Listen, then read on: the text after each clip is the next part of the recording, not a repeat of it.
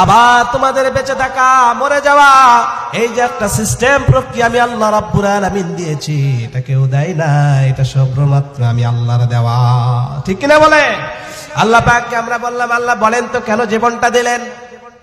এই যে বেঁচে আছি, এই যে হায়াতে আছি, কিভাবে হায়াতে আছি, আবার কেন মৃত্যুটা দিবেন?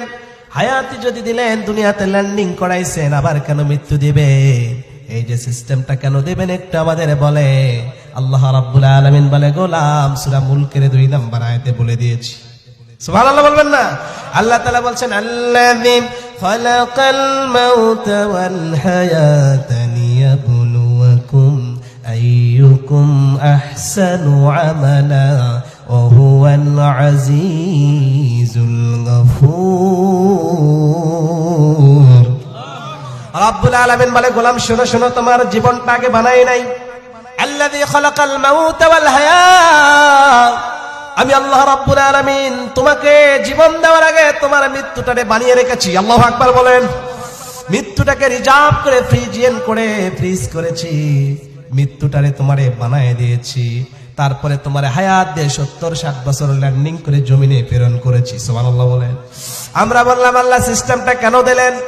কোন কারণে এই যে সিস্টেমে আমাদেরকে ল্যান্ডিং করাইছেন, আমাদেরকে বলেন, আল্লাহ তাআলা বলেন, লিয়াবলুয়াকুম আইয়ুকুম আহসানু আমালা।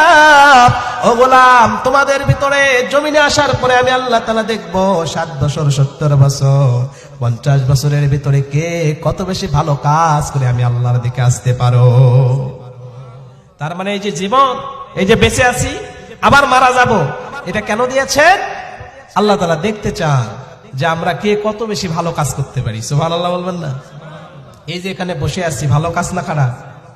আরো জোরে, ভালো না খারাপ? প্রতিটা নিঃশ্বাসে নিঃশ্বাসে সওয়াব দিচ্ছেন একজন, চিল্লায় বলেন তিনি কে? শুধু তাই নয়, মালগ্রাম মদিনা যাবেন, মসজিদের এটা ময়দান নয়।